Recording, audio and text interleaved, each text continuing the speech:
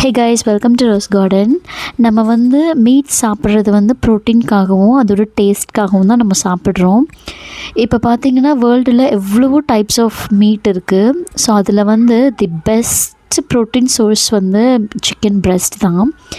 The bestest meat in the world of protein சோர்ஸ்னால் அது chicken breast தான்.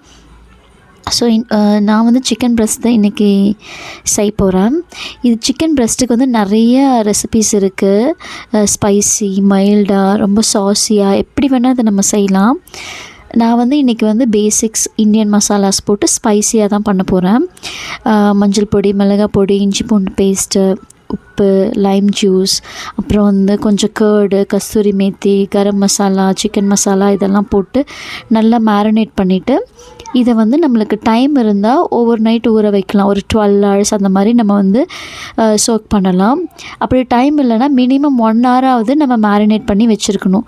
அப்போ தான் உள்ளே அது இன்ஃப்யூஸ் ஆகும். நம்ம மேரினேட் பண்ணியிருக்க உப்பு, லெமன் அது எல்லாமே நமக்கு உள்ளே கொஞ்சம் போகும்.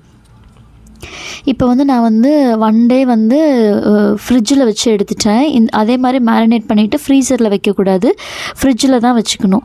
ஃப்ரிட்ஜில் வச்சு நான் எடுத்துட்டேன். இப்போ என்ன பண்ணலான்னா, கொஞ்சம் எண்ணெய் ஊற்றிட்டு நம்ம இதை குக் பண்ண வேண்டியது தான். இதை குக் பண்ணும்போது ஸ்லோ குக் பண்ணோன்னா இது ஜூஸியாக இருக்கும்.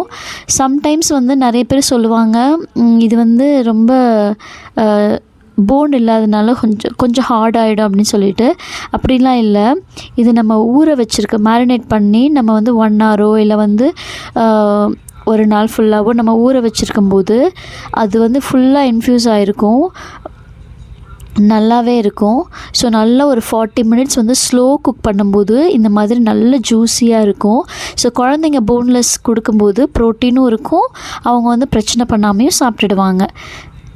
தேங்க்யூ.